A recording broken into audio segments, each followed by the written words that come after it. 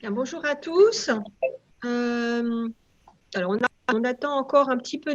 Je vous propose pas qu'il n'y ait pas de trop de décalage par rapport au thème qu'on s'est fixé de lancer cet atelier donc consacré aux alternatives au plastique et comment éviter les faux amis. Merci à Sylvie d'animer de cet atelier qui va être, je pense, très intéressant dans les échanges. Euh, on aura un petit peu autour de la table, si je puis dire, Christophe Tranchard, qui est le directeur général de Virgin Biopac, qui va évoquer la solution que propose son entreprise pour proposer une alternative au plastique. Et puis, Nicolas Pont, directeur de conception et recyclage chez Veolia, pourra apporter des précisions sur ce qui peut être recyclable, compostable et les plastiques qui malheureusement ne le seront jamais d'aucune façon. Donc, je pense que ça va vous éclairer quand même d'une manière assez importante sur ces questions-là, parce qu'il y a énormément de flou par rapport au plastique et ce qu'on peut faire et de ce qu'on ne peut pas faire. Sylvie, bah, évidemment, toi, ta partie, c'est tout le cadre réglementaire. Encore? Bah oui, tu es fiche de paix réglementaire. Voilà, t'as pas de képi, t'as pas de bâton, mais un peu quand même. quand même. Je suis Voilà. Madame Loyale. Exactement. Et puis, bah, il se trouve que ce colloque tombe vraiment très, très bien au niveau calendaire, puisque le 31 mai dernier, donc là, il n'y a pas très longtemps en fait, la Commission européenne a statué, hein, Sylvie, sur la partie usage des plastiques. Donc, tu pourras peut-être apporter des petites précisions par rapport à ce qui s'est décidé à la Commission européenne. Voilà, donc on est vraiment dans un bon calendrier pour évoquer ces sujets-là qui sont à haut enjeu pour les entreprises, mais aussi pour les distributeurs et forcément qui intéressent le consommateur final. Sylvie, je te propose de démarrer cet atelier. Très bien, merci beaucoup Dominique. Merci, bonjour à tous. Donc en effet, il m'a été confié l'animation de cet atelier alternative au plastique à usage unique. Et donc, quelles sont les pistes d'optimisation, d'amélioration, d'alternatives, que ce soit par obligation parce que la loi AGEC et la directive européenne l'imposent pour un certain nombre de secteurs d'activité, ou parce que c'est une volonté, un choix de l'entreprise, parce que c'est dans ses convictions, c'est dans ses gènes, dans son ADN, ou parce que aussi c'est une attente exprimée par le consommateur. Donc, on l'a vu ce matin, il y a un certain nombre de pistes qui ont été évoquées, c'est-à-dire de trouver une alternative au plastique. Alors, avec une alternative zéro plastique ou avec une combinaison papier, carton et plastique, comme on voit un certain nombre de choses. Il a été également abordé le vrac et puis la consigne et le réemploi. Sachant que dans la consigne et le réemploi, il n'y a pas que le verre, il n'y a pas que l'acier ou l'aluminium. Le plastique à usage multiple peut être aussi également une piste, sachant que ces matériaux à usage multiple devront être recyclables. Alors, Dominique l'a évoqué à l'instant, ce n'est pas tout à fait une loi qui a été publiée le 31 mai, c'est plus un guide d'interprétation à la définition de certains flous quant à la compréhension de la directive SUP, de la directive 2019-904, de laquelle dépend en grande partie notre loi AGEC.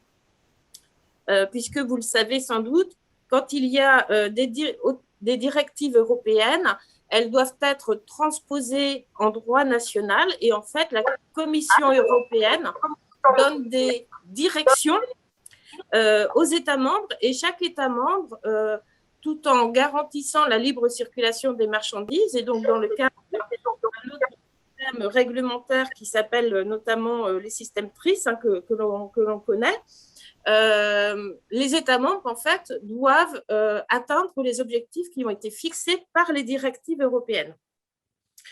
Donc voilà, donc dans le guide qui a été publié, plusieurs éléments de précision ont été apportés. Alors, pour toutes les entreprises, notamment des fruits et légumes qui aujourd'hui doivent trouver des alternatives, notamment aux barquettes plastiques ainsi qu'aux filets de conditionnement traditionnels que l'on connaît actuellement, puisque l'article, c'est, je crois, 77 ou 71 de la loi AGEC leur demande de ne plus utiliser d'emballage constitué tout ou partie de plastique dès lors que le fruit ou le légume est conditionné dans un contenant de moins d'1,5 kg.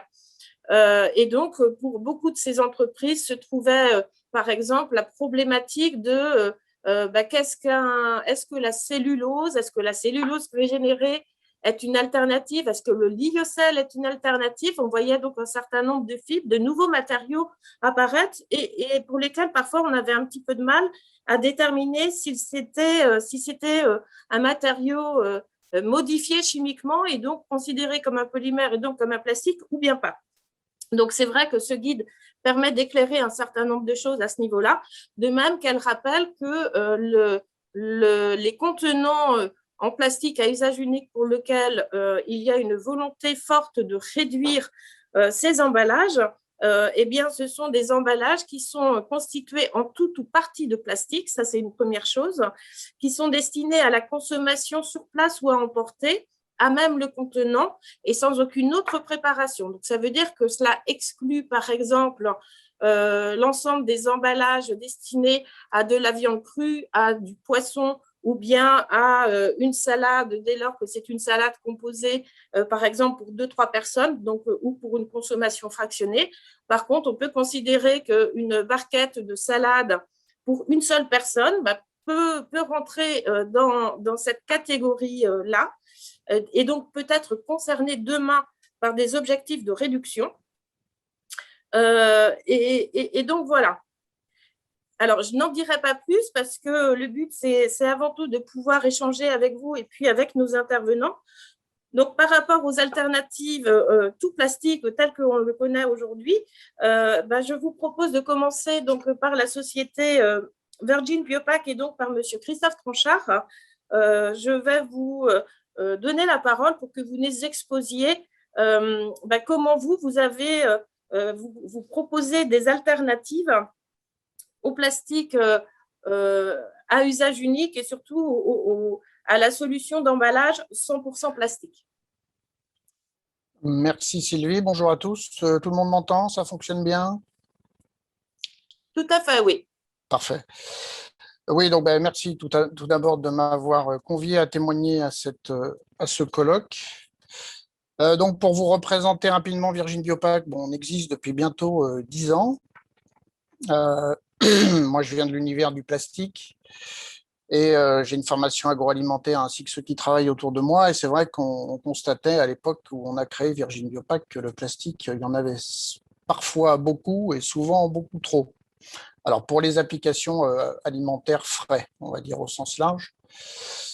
Donc, on a eu quelques petites réflexions entre camarades de jeu qui sommes devenus associés dans cette aventure et on partait du constat, en effet, qu'il y avait parfois un peu trop de plastique. Les problèmes de fin de vie des emballages, recyclage à l'époque n'étaient peut-être pas encore aussi forts que maintenant.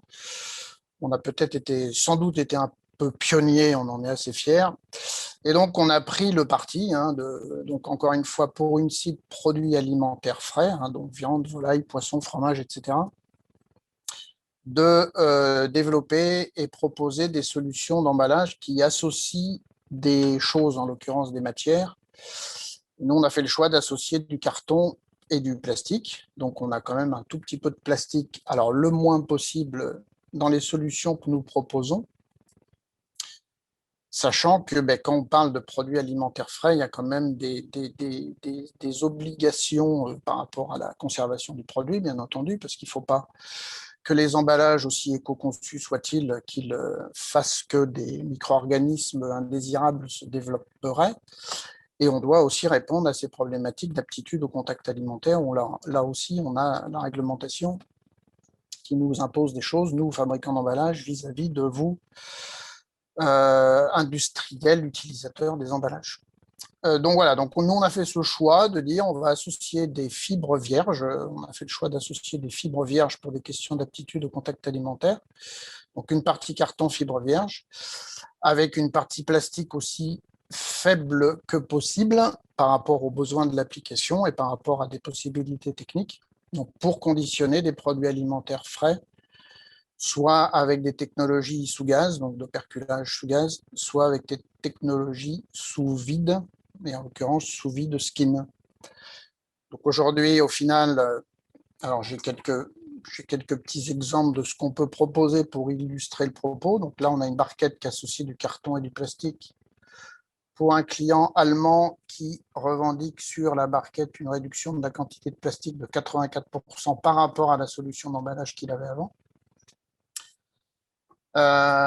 Donc c'était juste pour illustrer le propos. Donc voilà, réduction de la quantité de plastique. Et pour répondre aux problématiques de recyclage, on a, alors en fonction de l'état actuel des connaissances, on a deux réponses. Soit quand le pourcentage de plastique est trop élevé, possibilité de séparer les composants avant de mettre dans le bac de tri, de sorte à ce que le recyclage puisse se faire en partie ou en totalité. Donc le carton, lui, est toujours recyclé. Le plastique, ben, c'est moins évident, mais le monsieur de Veolia va nous éclairer après. Et on a d'autres solutions pour du conditionnement sous skin, où là, c'est une plaque en carton, donc quelque chose de beaucoup plus qu'imprimé recto verso, où là, la quantité de plastique est beaucoup plus faible, puisqu'on arrive avec un... Là, on est en train de développer un nouveau liner qui va faire 15 microns d'épaisseur, donc on revendique le fait d'avoir dans ce cas-là un pourcentage de carton qui va être au-delà de 92%, donc a priori recyclable. Enfin, l'emballage, on peut le déclarer recyclable dans la filière papier-carton en l'état, sans séparer. Mais bien entendu, la partie plastique n'est pas forcément recyclée. Donc voilà un petit peu pour... Pardon Sylvie, je ne vous entends pas. Quand vous parlez, désolée de vous interrompre, mais là, quand vous parlez de votre skin, c'est donc la partie basse, mais par-dessus, c'est un film plastique qui vient se coller ou c'est aussi une solution hybride? Non, par-dessus, dans ces cas-là, bon là, évidemment, il n'y a pas le produit, mais par-dessus, c'est un film skin classique. Hein, d'accord. Qui sont souvent des complexes, hein, parce qu'on doit toujours avoir les propriétés barrières pour conserver le produit. Donc, on n'apporte pas une réponse spécifique par rapport au film supérieur, on apporte plutôt une réponse par rapport au support, voilà, au support inférieur, donc qui peut être déclaré recyclable, mais qui n'est pas en totalité recyclé dans la mesure où il comporte du plastique. Voilà, donc aujourd'hui, pour situer un petit peu nos choix, donc c'est un choix, voilà, on l'assume, hein, on assume qu'on a du plastique dans nos solutions, on le dit. On encourage à faire des gestes pour faciliter le tri et le recyclage, notamment la séparation. On essaye de mettre le moins possible de plastique, parce que très souvent, on a tendance, les fabricants de plastique, bon, j'ai travaillé pour des fabricants de plastique, on a tendance à en mettre parfois un petit peu beaucoup, alors que ce n'est pas forcément nécessaire. Après, tout dépend des fonctionnalités qu'on demande. Et puis donc la partie carton qui apporte des fonctions de rigidité, de communication, et donc avec une matière qui est, elle, bien connue pour être recyclable, le carton, et donc issue de ressources renouvelables, puisqu'on fabrique à partir de fibres vierges. Donc voilà, donc on a d'autres solutions qui sont en développement toujours autour de cette association carton-plastique. On a beaucoup de projets là, qui vont être lancés d'ici la fin de l'année, dans un contexte, et vous n'êtes pas sans le savoir, matière première qui est un tout petit peu compliqué, mais bon, ça, c'est une autre histoire. Voilà pour la présentation rapide de ce qu'on fait. Donc après, à votre disposition pour discuter. Alors, écoutez, on va aborder l'aspect après tri et recyclage derrière. Donc, en fait, vos solutions, ça veut dire qu'il faut que le consommateur joue bien le jeu de séparer parfaitement le carton de la barquette plastique ou alors le film supérieur par rapport à votre skin. Est-ce que vous avez, parce que ça a été aussi à un moment donné une orientation, est-ce que vous allez sur des mix, parce que je pense que ça fera partie probablement des questions, d'un mix carton avec par exemple un plastique compostable domestiquement ou industriellement? Ou est-ce que vous êtes sur une solution carton et puis résine, on va dire, entre guillemets, traditionnelle. Aujourd'hui, par rapport à nos cibles qui sont produits alimentaires frais, donc avec des besoins de conservation et donc de barrières, on a du mal à trouver des alternatives au plastique d'origine fossile qui tiennent dans le temps, qui soient stables à l'humidité, parce que certains bioplastiques peuvent être un petit peu déstabilisés avec des produits humides. Donc aujourd'hui, on est plutôt dans la logique de rester sur des polymères fossiles pour la partie plastique, donc, qui peuvent être éventuellement du recyclé. Dans nos barquettes hybrides traits, on utilise de la PET mono qui peut être du RPET mono. Avec toujours la logique de baisser la quantité de plastique, mais surtout de ne pas remettre en cause la conservation du produit. Donc d'avoir toujours le niveau de barrière adapté pour assurer une conservation du produit, puisqu'encore une fois, nous, on est sur des produits frais, donc on a quand même ces contraintes, c'est pas des contraintes, c'est comme ça, ces obligations de préserver le produit, puisque l'emballage, c'est quand même une de ses fonctions premières d'assurer la conservation d'un produit alimentaire. Oui, garantir sa DLC, et puis sur des produits frais et humides, aussi d'avoir une résistance dans le temps. Écoutez, merci beaucoup Christophe. Donc Nicolas, vous allez aborder Sylvie, pardon, excuse-moi, il y a des questions, je vais faire remonter. D'accord. Je m'apprête à le faire, mais c'est pas grave. Il y a donc la question, c'est à Virgin Biopac. Actuellement, chez Virgin Biopac, vous proposez des barquettes carton à base de matière recyclée ou exclusivement à partir de fibres vierges? C'est Maximilien qui pose la question. Alors aujourd'hui, on est uniquement sur des fibres vierges. Pourquoi? Parce que quand on livre nos barquettes ou nos supports, ils sont empilés. Donc ça veut dire que si on le fait en fibres recyclées, aujourd'hui, il y a un risque, parce que la réglementation sur les cartons n'est pas aussi claire que sur les plastiques, malheureusement. Donc, si on utilisait du carton recyclé, on a des risques de migration de composants indéterminés, puisque du recyclé, c'est quand même pas facile à maîtriser en termes d'origine matière. Donc, nous, on a pris l'option de dire, et puis ça participe aussi à de la captation de CO2 quand on fait du fibre vierge, on a fait le choix de partir uniquement sur des cartons fibres vierges fabriqués en Europe, si possible en France, mais c'est un peu plus compliqué. Donc, essentiellement pour ces problématiques d'aptitude au contact alimentaire et aussi pour des problèmes de bilan carbone. Merci. Et puis, on a deux questions, mais qui finalement se rejoignent. Aline de Nature et Compagnie et Melika Zouari de Nature et Compagnie. Donc, vaut-il mieux avoir moins de plastique non recyclable ou la même quantité, voire plus, totalement recyclable? Et Melika, elle demande, pouvez-vous nous indiquer le pourcentage maximum de plastique pour qu'un emballage puisse être déclaré recyclable? Donc, c'est la transition rêvée pour Nicolas. Alors bon, je ne sais pas si Nicolas, c'est pas, il est Veolia, il n'est pas Citeo. La difficulté, c'est que ça change tellement vite que c'est pas toujours simple. Nous, ce que nous dit Citeo, parce qu'on s'appuie sur ce que dit Citeo, je crois que c'est encore valable aujourd'hui, ou alors ça a changé dans la nuit. Dès l'instant qu'un emballage hybride est composé à plus de 50% de carton, en France, on peut le déclarer recyclable dans la filière papier-carton. Mais attention, danger, recyclable ne veut pas dire que tout est recyclé. Donc je pense qu'après, nous, c'est le parti, il faut avoir un discours honnête. C'est-à-dire que nous, quand on a une barquette carton-plastique dans laquelle il y a 51% de carton, certes, elle est recyclable dans la filière papier-carton. Alors après, est-ce que dans les centres de tri, mais ça, Nicolas va nous éclairer, est-ce que ça passe dans les systèmes de tri, etc., pour aller dans les bonnes filières? Ça, c'est moins sûr. Mais ce qu'on peut dire jusqu'à aujourd'hui, c'est que dès l'instant qu'un emballage hybride est composé de 50% de carton, il est recyclable dans la filière papier-carton. Alors, il est entendu que la partie carton va très certainement redevenir du carton, donc va être recyclée. La partie plastique, c'est plus compliqué quand même, puisque les centres de tri n'arrivent pas à détecter toutes les matières. Si c'est un monomatériau, encore que aujourd'hui, ce n'est pas encore en place, on pourrait imaginer que ce soit recyclé. Bon, la plupart du temps, aujourd'hui, le plastique, faut pas rêver, dans les applications alimentaires, ça se finit soit en valorisation énergétique, soit en enfouissement. Alors, il y a Patrick Barriol de l'Écho, qui est le pendant de Citeo, qui est parmi nous. Peut-être que Patrick, vous pouvez repréciser concernant la question du du recyclable, 100% recyclable, proportion, etc. Alors, bonjour à tous.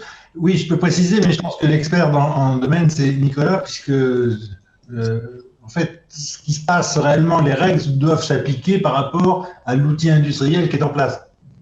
Et donc, je pense que je vais laisser la parole à Nicolas, qui va nous expliquer comment ça se passe en aval. Oui, merci Patrick. Effectivement, en France, la norme est à 50% dans la composition acceptée par la filière entre la proportion de papier carton et la proportion de plastique. Donc, à partir du moment où l'emballage a plus de 50% de carton, il est accepté dans la filière papier-carton. Alors, effectivement, la partie plastique sera sûrement pas recyclée, puisque ça va générer ce qu'on appelle du refus de pulpeur en papeterie. Donc, elle va tomber au fond du pulpeur, tout simplement, et elle va rejoindre la filière déchets du papetier. Ce qu'il faut bien voir, c'est que cette norme, elle est purement française. À l'heure actuelle, en Allemagne, par exemple, on a une norme qui est plutôt autour des 90% de présence de papier-carton par rapport à l'ensemble du poids de l'emballage. Donc, il faut bien comprendre que cette norme va probablement évoluer dans les années qui viennent pour rejoindre à peu près le standard allemand, et on devrait être normalement autour des 80% assez rapidement, en tout cas dans les années à venir. Cette norme, elle est assez discutée actuellement, elle est assez discutable, parce qu'on peut se dire qu'un emballage peut être considéré comme recyclable en papier-carton à partir de 51%. Et quelque part, c'est un petit peu biaisé comme façon de concevoir la recyclabilité d'un emballage. L'idée, c'est quand même que la plus grosse masse du poids de l'emballage soit recyclée, et se contenter d'un recyclage à 51% d'un emballage dans une filière, certes, qui existe, ça pose question quand même. Et ça génère pas mal de refus de pulpeur. Je pense, j'ai un petit commentaire. Moi, ce qui nous semble important, nous, fabricants d'emballage, c'est d'être surtout honnête dans le discours. Et on encourage nos clients à l'être. En effet, par rapport à ce pourcentage de carton et de plastique, quand on dit que c'est recyclable, il faudrait rajouter que tout n'est pas recyclé. Donc, dans une barquette qui est 60% carton, 40% plastique, il faudra dire, mais ça, malheureusement, nous, on ne maîtrise pas, c'est notre client qui fait le choix, 60% de cet emballage est recyclable. Ça nous paraîtrait beaucoup plus honnête par rapport au discours consommateur. Après, en effet, par rapport au travail de Veolia et autres dans les centres de tri, là, c'est plus les process industriels et l'organisation des filières de recyclage derrière qui va apporter des réponses les plus pertinentes possibles par rapport, en effet, à la fin de vie des différentes matières, à la possibilité d'en refaire ou de les valoriser intelligemment. Alors, ce qu'il faut voir aussi, c'est qu'un emballage est considéré comme recyclable, mais il n'est pas forcément triable. Et il ne faut pas oublier cet aspect tri, c'est-à-dire passage dans un centre de tri de collecte sélectif, qui est l'étape indispensable après avoir mis son emballage dans la poubelle jaune. Et plus le taux de plastique va être important sur un emballage, même à 60% ou 40%, plus on a des risques que la reconnaissance de cet emballage soit compliquée, et qu'il soit mal vu par nos machines et qu'il ne soit pas envoyé dans la bonne filière. Donc clairement, on a beaucoup maintenant de machines de tri optique qui reconnaissent, grâce à un œil électronique, les différents types de plastique. Et on a pas mal de cas où le plastique présent sur du carton ou dans un emballage complexé carton-plastique est plutôt vu comme du plastique que comme du papier carton. Et donc, il a beau être potentiellement recyclable, il ne sera pas recyclé parce que pas triable. Et dans l'éco-conception, il faut absolument prendre en compte cet aspect tri. C'est vraiment très important. C'est la première étape pour une recyclabilité optimale. C'est pour ça que nous, dans nos barquettes, en effet, comme on a un pourcentage de carton qui est limité, on va dire, on recommande aux consommateurs, alors après, le fait pas, c'est une autre histoire, de séparer les deux composants avant de mettre dans le bac de tri, puisque là, après, on se donne une chance supplémentaire, ce que vient de dire Nicolas, qu'en centre de tri, là, les matières aillent bien soient bien reconnues en tant que telles et aillent dans les bonnes filières de recyclage. Oui, on connaît vos emballages, on les voit dans les centres de tri, et on apprécie fortement le fait qu'ils soient assez facilement séparables entre la partie plastique et la partie papier-carton, parce que même si l'usager ne le fait pas au moment où il met son emballage dans la poubelle jaune, le fait de le collecter, de le vider dans un centre de tri, de le charger dans une chaîne de tri, fait qu'au final, il va se séparer assez facilement et donc il va pouvoir être trié par nos machines séparément. Là où c'est plus embêtant, c'est lorsque le liner ou l'opercule est encore présent sur la barquette, qui peut être en carton aussi, où là, on a des risques quand même de perturber le tri, parce que nos machines vont une fois sur deux se tromper, voire une fois sur deux le plastique, une fois sur deux le papier carton. Et donc, on n'a pas des taux de recyclabilité opérationnels qui sont vraiment très élevés sur ce type de barquette.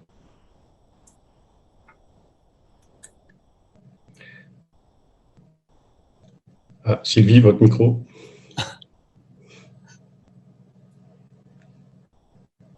On ne vous entend pas. Non, Sylvie, vous avez un souci de micro. Voilà. Voilà, désolé, excusez-moi. On va peut-être vous laisser justement continuer à présenter un petit peu mieux justement toutes ces problématiques de tri, sachant que on nous dit que l'extension des consignes de tri, je veux dire normalement, nous devrions changer nos consignes de tri puisque nous devrions être une majorité en France aujourd'hui à être en extension de consignes de tri, donc normalement avec des choses plus performantes. Donc on va vous laisser continuer sur cet aspect tri et puis donc les filières de recyclage qui en découlent derrière.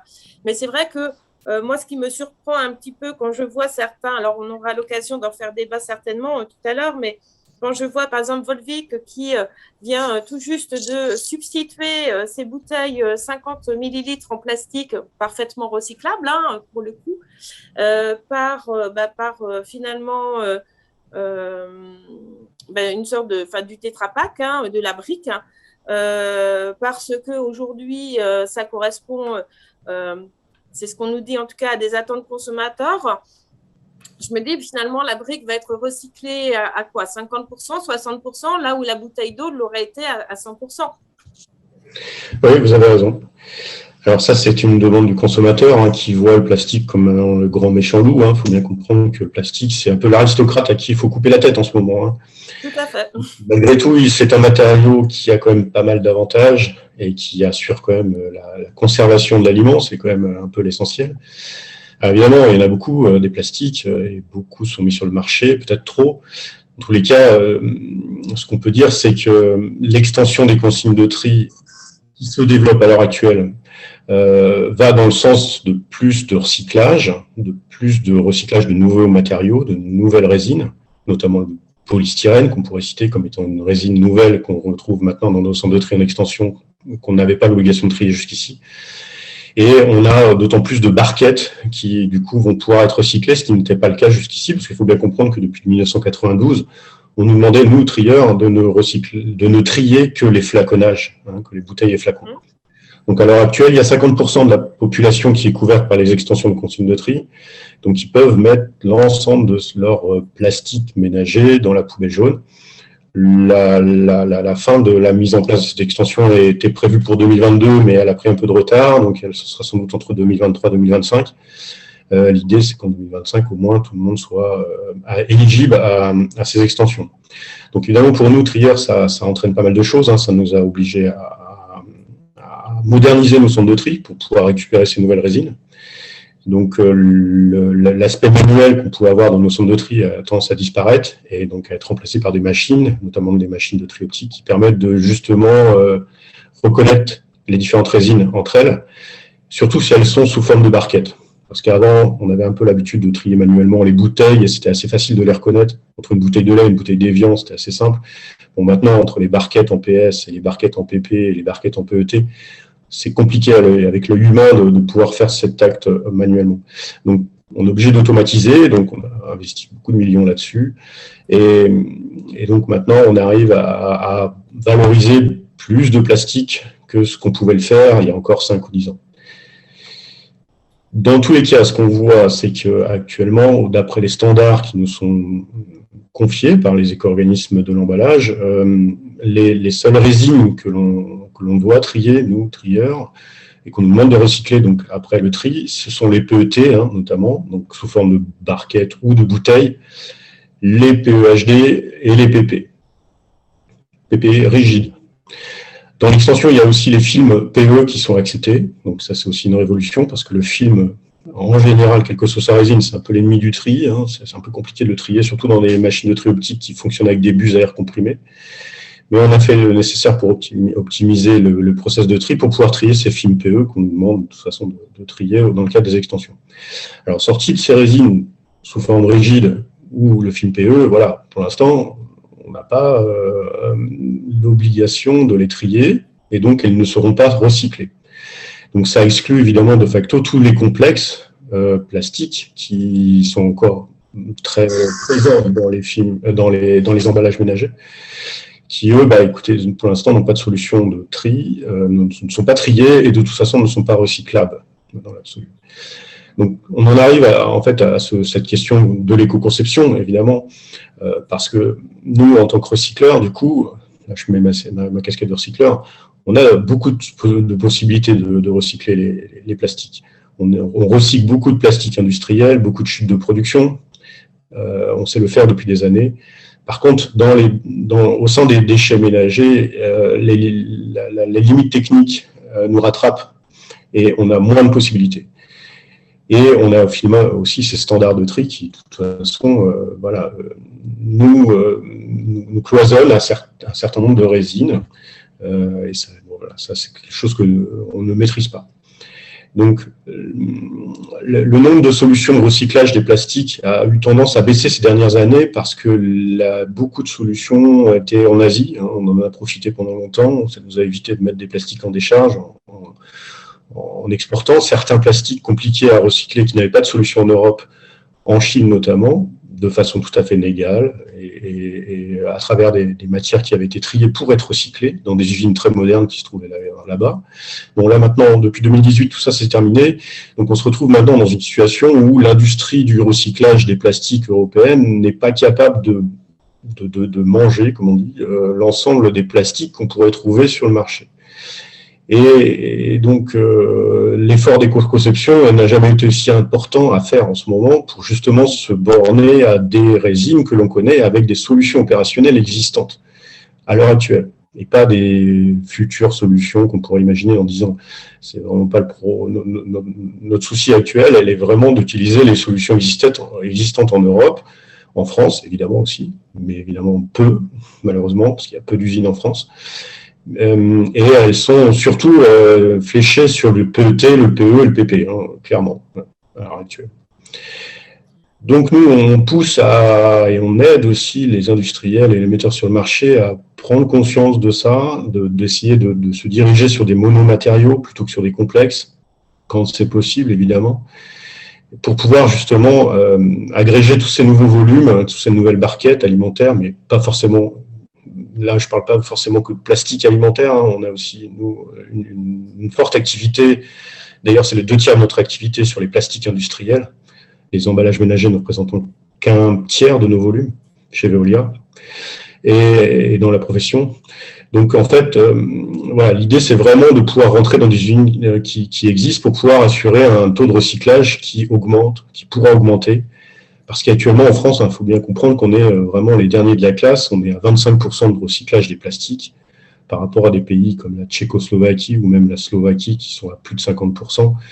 On a vraiment pris une décision en France, alors, voilà, depuis X années, hein, enfin, qui nous dépasse un peu, sur l'incinération prioritaire des plastiques ou des matières valorisables au détriment du recyclage.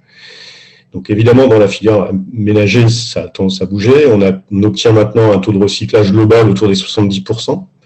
Le global, c'est-à-dire toute matière confondue, sachant que le plastique reste encore le parent pauvre de l'ensemble de ces matières à recycler, avec un taux de recyclage qui dépasse difficilement les 25-30%.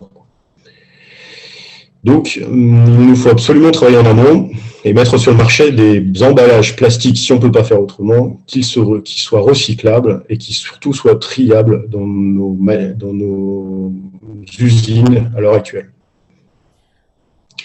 Alors, si vous pouviez refaire le point par rapport aux différentes filières, parce que, alors, si on reprend un petit peu l'historique, donc le PET, à un moment donné, ça avait le vent en poupe, et puis c'était les barquettes PET, on va probablement les intégrer dans le flux bouteille ou pas.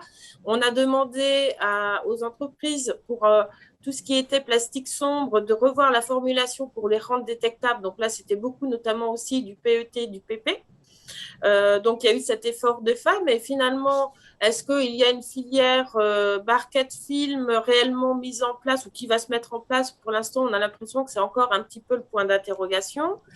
Vous parlez du PS, à un moment donné, on se pose aussi l'interrogation, est-ce que ça va se mettre en place? À l'inverse, ça ne va pas se mettre en place. On attend aussi parler de recyclage chimique, de recyclage enzymatique. On se dit c'est à l'échelle labo, est-ce que ça va se développer, pas se développer? Donc en fait, hormis le PVC pour lequel on se dit, là où a priori, et les complexes, mais surtout le PVC où on se dit, bon, a priori là, clairement, il n'y a pas forcément de solution.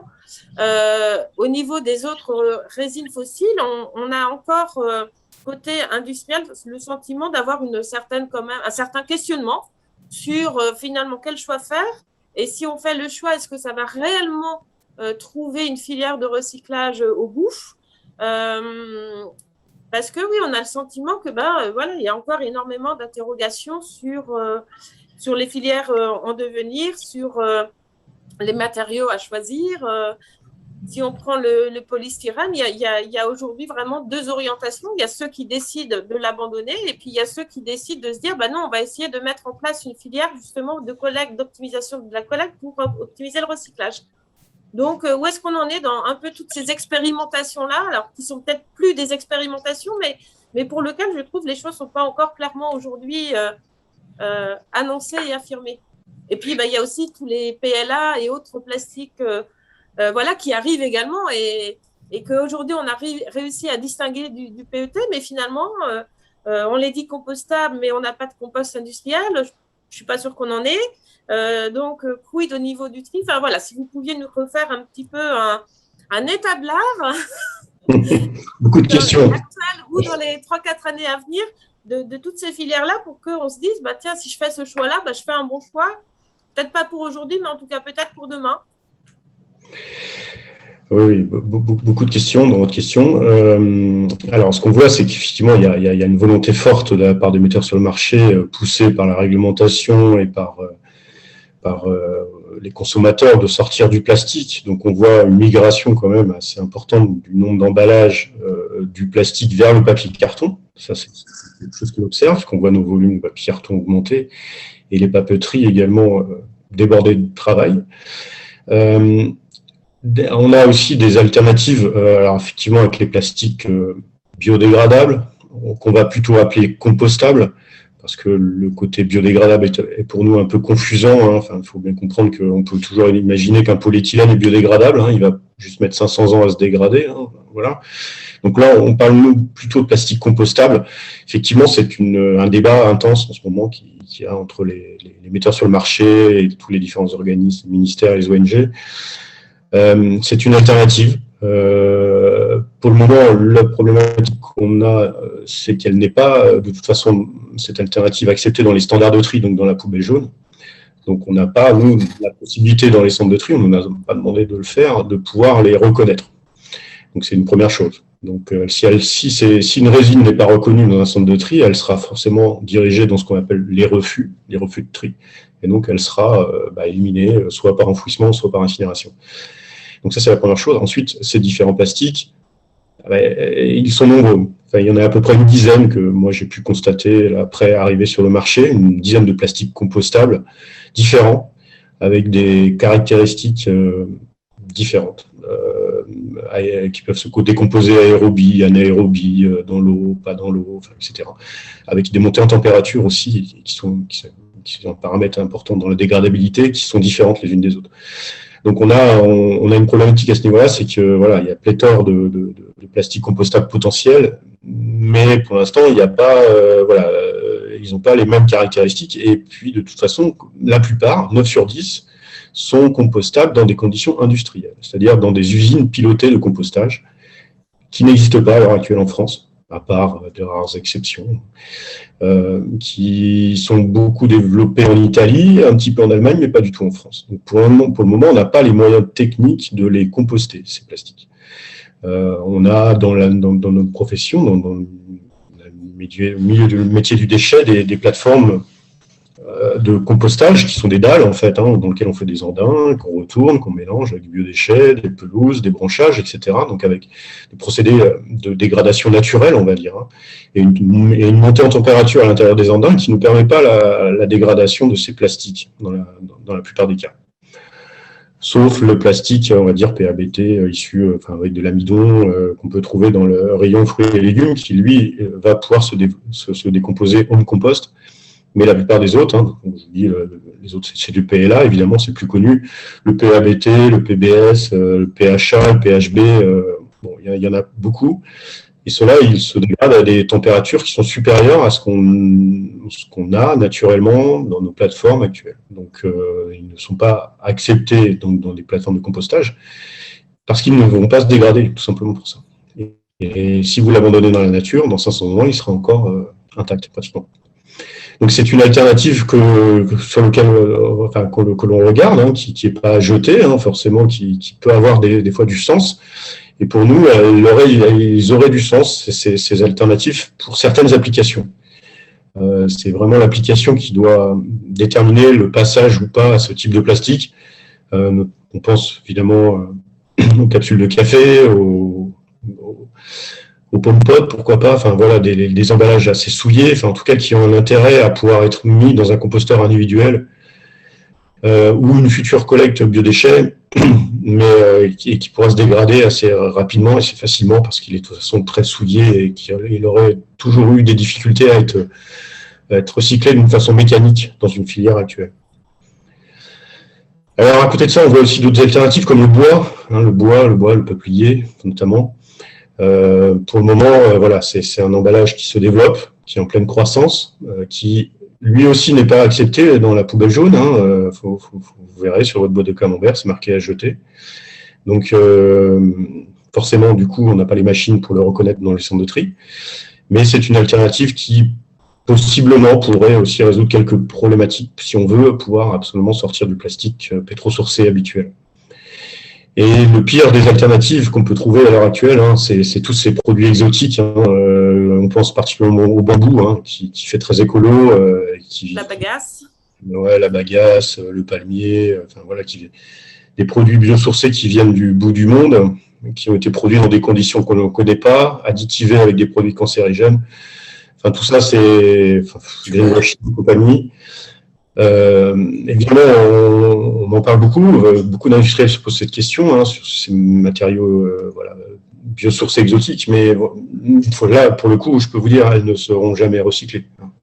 Elles n'ont pas vocation à l'être. Et en plus, elles peuvent être souvent, par les additifs qui ont été mis à l'intérieur, les liants, en fait, notamment, être dangereuses pour la santé humaine, notamment si elles sont chauffées. Donc, c'est quelque chose sur lequel on met un gros warning à l'heure actuelle, hein, sur ces produits qui sont souvent sous forme de vaisselle ou qui sont pas du tout une bonne idée, hein, vraiment pas. C'est vrai que sous prétexte que c'est des fibres naturelles, on a tendance à se dire ça va être plus sain, meilleur, mais en effet, on ne sait pas forcément comment c'est fait.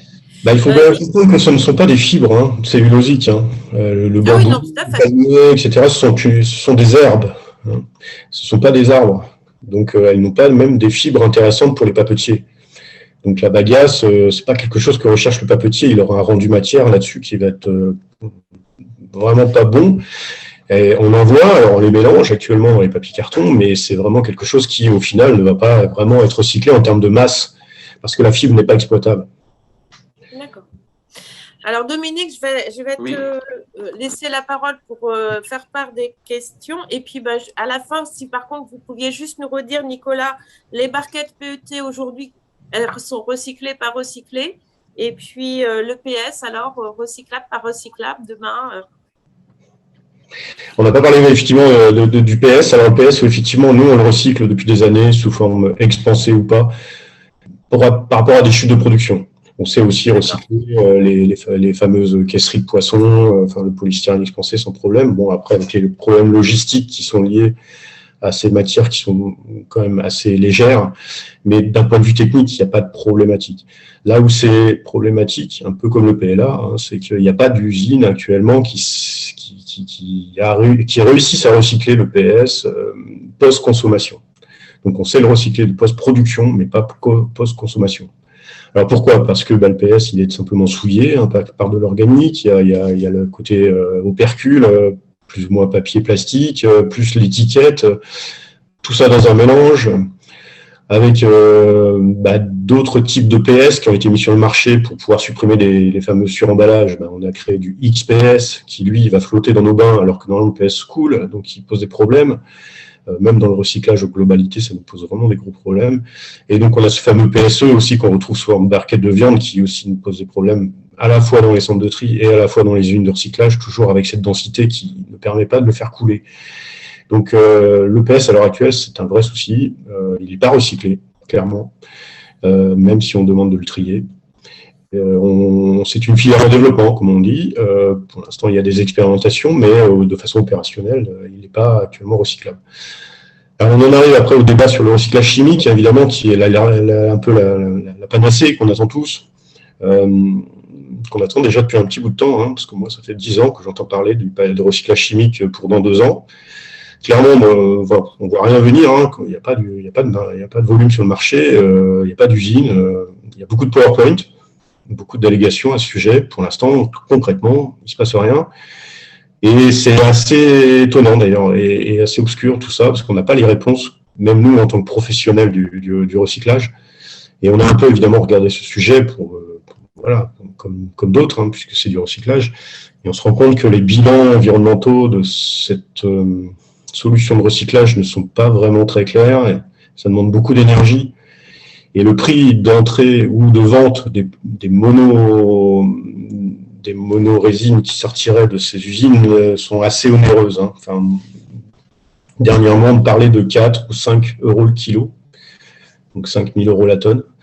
Voilà. On comprend peut-être mieux pourquoi actuellement, concrètement, il n'y a pas de volume sur le marché, et il n'y a pas d'usines encore, clairement, qui sont sorties de terre. Alors, il y en a quelques-unes qui existent aux États-Unis, voilà, d'ici et là, mais c'est pas à la hauteur de l'enjeu. Pour l'instant, on n'a pas les volumes nécessaires pour pouvoir recréer du PET avec ces monomères sortis de ces usines. Donc voilà, on attend encore cette innovation technologique. Pour l'instant, elle n'est pas apparemment viable économiquement. Donc c'est surtout ça qui a l'air de poser souci. Donc ça peut être une solution pour le PS, justement, pour pouvoir recycler le PS, c'est ce qu'on attend. Il y a aussi des sujets.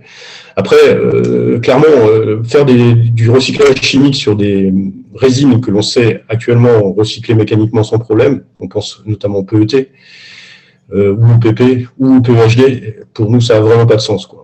Si on fait du recyclage chimique, il faut que ce soit pour des matériaux ou des résines qu'on ne sait pas recycler mécaniquement, ou qui sont trop compliqués ou trop chers à recycler mécaniquement.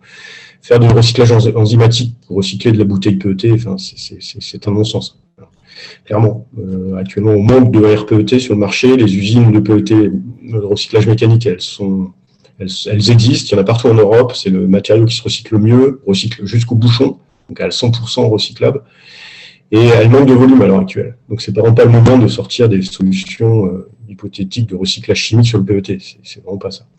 Et le PET, qu'il soit aussi sous forme de barquette, monorésine, il n'y a aucun problème pour le recycler non plus. Ce qui pose souvent le problème avec les barquettes en PET, c'est la présence d'opercules. L'opercule qui est fameuse PEPA, PET, PEPA, enfin voilà, qui sont des complexes qui polluent en fait notre flux barquette PET. Et c'est souvent la raison qu'il faut comprendre pour voilà, qu'on oppose en fait au recyclage des barquettes PET. C'est cette présence d'opercules qui est difficilement séparable du corps de la barquette et qui reste un complexe non recyclable qui pollue l'ensemble de la chaîne. D'accord. Très bien. Dominique, je te laisse la main pour oui, merci. Merci Sylvie. Donc peut-être un rappel sur quelques chiffres. Il y avait une question de Mélika sur le pourcentage de plastique, tout confondu réellement recyclé. Alors moi, j'avais noté 25%. 25%. C'est ça. Toujours sur les chiffres, vous avez indiqué que les plastiques ménagers représentaient 15% de la quantité plastique reçue dans les filières de tri. Quelles sont les autres principales sources des 85% restants? Industrie et agriculture, c'est peut-être plus au niveau du recyclage que du tri d'ailleurs. Oui, c'est l'activité de récupération des plastiques issus de l'industrie, de l'activité industrielle. industrielle et commerciale. Donc, c'est-à-dire tout ce qu'on peut retrouver dans un supermarché, dans une usine de production quelconque, hein, qui a aussi des films plastiques, des chutes de production de plastique. Ça, c'est le plus gros de notre activité en termes de recyclage plastique, il est là. Et du coup, on recycle le polyamide, l'ABS, le polycarbonate, le PMMA, pratiquement tous les plastiques sont recyclables dans l'absolu, généralement plus facilement lorsqu'ils sont sous forme de chute de production parce qu'ils sont non souillés et généralement bien triés déjà à la source. Ok, merci. Il y avait une autre demande de confirmation. Si on met son film PE à recycler, il sera reçu en centre de tri, mais pas recyclé? Si, le film PE fait partie des extensions de consigne de tri. Donc, si vous êtes dans une zone qui est concernée par les extensions de consigne de tri au film PE et aux barquettes, il sera trié dans les centres de tri et recyclé. D'accord, merci. Il y avait une question sur les alternatives compostables par rapport au plastique, mais je pense que vous y avez répondu tout à l'heure. Et puis, une autre question, on entend parler d'enzymes ajoutés au plastique qui pourraient transformer le plastique en compost sans résidus de particules plastiques dans le compost. Est-ce que c'est une vraie piste d'avenir? Alors, il y a deux types de technologies actuellement qu'on voit arriver. Effectivement, c'est le recyclage enzymatique, un peu une sorte de recyclage chimique avec des enzymes qui fait revenir le polymère au monomère. Hein. Et puis après, il y a les activateurs de compostabilité.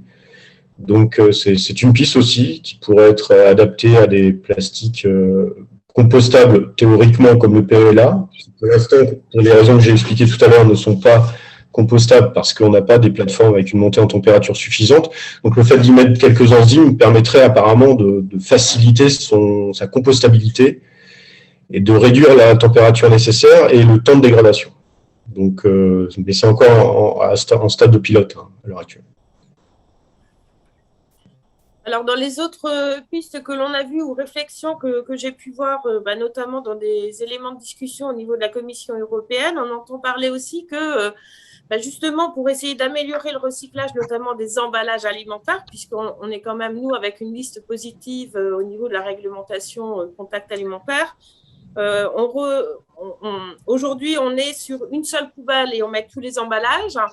Et de se dire demain, est-ce qu'il n'y aurait pas une poubelle emballage alimentaire, une poubelle emballage non alimentaire pour ensuite avoir un tri et un recyclage spécifique alimentaire, non alimentaire. Parce que le PP, ce qui pose par exemple problème pour qu'il revienne dans la filière alimentaire, c'est qu'on va se retrouver mélangé avec du PP d'autres secteurs, avec des substances potentiellement interdites par rapport à notre réglementation et difficile du coup de garantir les propriétés barrières.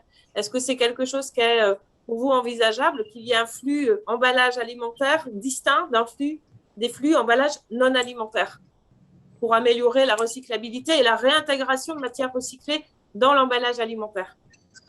Il faudrait demander au consommateur s'il est prêt à avoir une poubelle de plus dans son jardin ou dans sa cuisine pour pouvoir séparer ce qu'il estime être alimentaire de ce qui ne l'est pas. Et il faudrait qu'il sache que c'est du PP déjà. Alors évidemment, c'est évidemment le frein à la réintroduction du PE et du PP contact alimentaire, c'est évidemment cette provenance de ces fameuses résines dans la poubelle jaune. En fait, on ne peut pas garantir à l'heure actuelle la provenance du PP lorsqu'il arrive dans un centre de tri, il est mélangé alors, à la fois avec un produit ménager, à la fois une barquette, à la fois peut-être un objet en PP qui ne devrait pas se trouver là, mais qui au final est arrivé jusqu'à la poubelle jaune. Donc, cette non-connaissance de la provenance ne nous permet pas de pouvoir produire un PP apte au contact alimentaire, ce qui pose d'ailleurs pas mal de frustration de la part des professionnels de l'emballage alimentaire, qui ne peuvent pas du coup rajouter de matière recyclée dans leurs barquettes. Ça, c'est un peu la limite du système d'avoir un mélange comme ça, dans la même poubelle, de toutes sortes de résines et de toute provenance. Et avoir un système de surtri? Alors, le système de surtri, on imagine, on commence à y travailler. Après, on n'arrivera pas à surtrier. Nous, ce qu'on surtrie, c'est une résine, quoi. C'est pas une provenance. D'accord. On n'a pas de machines qui savent dire ce PP-là est d'origine alimentaire, ce PP-là ne l'est pas. C'est un PP, simplement. Et avec un système de marquage, éventuellement, ça avait été évoqué. Oui, oui, effectivement, il y a aussi cette piste-là. Alors, elle est toujours en développement aussi, hein. Peut-être qu'elle arrivera sur le marché, mais pas tout de suite, hein. Il faut voir ça à un horizon de 5 à 10 ans, hein, quand même. Qui permettrait peut-être d'avoir des machines qui reconnaissent effectivement la provenance. Mais c'est pas encore au point, hein. D'accord. Alors, on avait une question justement sur le PP. Est-ce que le recyclage mécanique du PP en emballage alimentaire qui pose problème aujourd'hui, on reste sur une boucle ouverte? Est-ce que cela reste une solution pérenne? Sachant que vous avez évoqué tout à l'heure que le recyclage chimique n'était pas forcément une alternative attrayante. C'est pas que ce soit très, pour l'instant, elle n'est pas encore opérationnelle. Bon, ce qui est sûr, c'est que oui, effectivement, la boucle du recyclage des plastiques PE, HD et PP à l'heure actuelle sont des boucles ouvertes. Bon, voilà. Il y a très peu de boucles fermées, en fait, hein, quand vous regardez bien, hein, sur le marché. Hein, on espère tous en mettre en place, mais c'est très compliqué pour ces raisons qu'on vient d'évoquer. Mais à part la bouteille PET qui fait du bottle to bottle, enfin voilà, c'est la seule chose qu'on arrive à reboucler à l'heure actuelle. Bon, enfin, globalement, un recyclage en boucle ouverte, c'est tout de même un recyclage. Et nous, chez Veolia, on a 4 usines qui recyclent le PP et le PEHD, par exemple. Et donc, avec les bouteilles de lait que vous mettez dans vos poubelles jaunes, nous faisons du tube, du régénéré qui va servir à faire du tube, du pare-choc, des pots de fleurs, etc. Bon, c'est déjà ça, je dirais. Ça permet d'avoir quand même quelques exutoires. Et d'ailleurs, on en demande, et on demande aussi plus en plus aux industriels d'intégrer une portion de plastique recyclé dans leurs produits, parce que nous, on est prêt à recycler tout ce qu'on veut, tout ce qu'on peut, mais il nous faut des débouchés. Et à l'heure actuelle, on a un manque de débouchés. C'est-à-dire qu'on a toujours les mêmes débouchés depuis 10 ans, quoi. Hein, enfin, pour ce qui est du PHD, du PP, c'est le tube, le pot de fleurs et le pare-choc, quoi. Et on n'a pas de nouveaux industriels vraiment intéressés par réincorporer de la matière recyclée dans leurs produits, par la force de l'habitude, parce que l'ingénieur de production, il veut pas, parce qu'il a une mauvaise expérience il y a 10 ans. Enfin voilà, on a pas mal de freins et ça nous pose des gros problèmes parce que du coup, il y a un impact financier assez important puisqu'il y a manque de demande. Nos matières ne coûtent pas cher. Bon, alors c'est bien, elles coûtent pas cher, mais pour pouvoir équilibrer les coûts d'une usine, il faut qu'on ait un prix de vente quand même qui paye les coûts des gens qui y travaillent et l'investissement en termes de machines. Et actuellement, on manque réellement de débouchés. Donc, on a d'une part un taux de recyclage qui est assez faible et au final, un taux d'incorporation des plastiques en France qui est quand même de 6,5% en moyenne. Sachant que dans ces 6,5%, il y a plus de la moitié, c'est de la bouteille. Okay, merci. Il y avait une question sur le PE biosourcé, savoir s'il était recyclable. Christophe y a répondu en disant que oui, mais qu'il fallait beaucoup d'eau pour le produire. Je ne sais pas si vous voulez compléter, Christophe. J'ai eu un échange sur un salon de l'emballage il y a quelques années avec Braskem, qui avait été les premiers à sortir du PE vert. Et puis, je leur ai posé une question assez simple, c'est combien il faut de litres d'eau pour faire 1 tonne de PE vert? Ils m'ont dit, ça ne nous arrange pas de le dire. Voilà. Bon, pour nous, un peu biosourcé, un plastique biosourcé, qui soit pétrosourcé ou biosourcé, la molécule est la même. Hein, donc, le recyclage sera fait et réalisé de la même manière. Ok, merci. Donc, c'était tout a priori pour les questions sur le chat. Donc après, juste par rapport à ce PE vert, au-delà du recyclage, il faut aussi tout considérer, les bilans consommation d'eau, les bilans carbone, etc., tous ces process qui peuvent être parfois assez dévastateurs pour l'environnement. Très bien, merci. Alors, si je reprends moi le titre qui était Alternative au plastique à usage unique, comment éviter les faux amis, comment permettre aux entreprises de mieux appréhender les plastiques biosourcés, biocompostables et trouver les bonnes alternatives. Parfois, la bonne alternative, c'est de rester quand même sur un bon plastique. Si on prend le cas de Volvic avec sa brique comparée à la bouteille d'eau, finalement, peut-être que finalement, la bouteille d'eau traditionnelle recyclée est parfaitement, c'est une meilleure alternative que la solution carton plastique et puis carton entre 2 couches de plastique. Voilà. On a abordé les aspects compostables et puis on se rend compte que les autres matières alternatives, même si on trouve que c'est des bonnes idées, ce n'est pas forcément non plus ce qui est le mieux en termes de recyclage et d'impact sur la qualité des matières issues de recyclage derrière. Je ne sais pas s'il y a d'autres questions. On a respecté le timing qui avait été donné. Je crois qu'il y a une personne de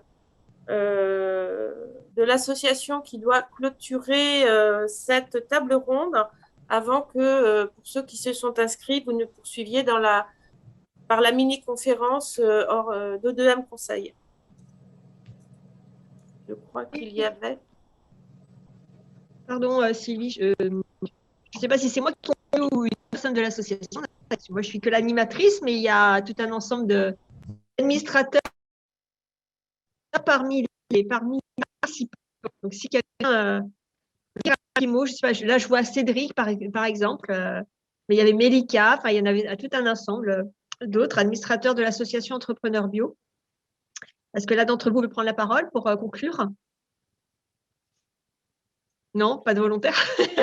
En tout cas, merci beaucoup, Sylvie, et merci infiniment aux intervenants parce que les échanges étaient intéressants. J'espère que ça a permis d'éclairer suffisamment les entreprises qui étaient présentes parmi nous. Il y a, je vous rappelle, le guide des acteurs du changement qui va être fait, là, qui va sortir après là, ce colloque, pour permettre à chacun de trouver les différentes solutions qu'on a pu évoquer. Donc, n'hésitez pas, si vous ne m'avez pas transmis vos éléments, à le faire. Et puis, nous avons, je vous rappelle, la conférence consacrée à l'analyse du cycle de vie qui va se dérouler à partir de 15h30 pour ceux qui sont intéressés. Voilà, en tout cas, merci infiniment de ces échanges. Merci à tous. Au revoir. Merci beaucoup. Merci. Merci à tous. Au revoir.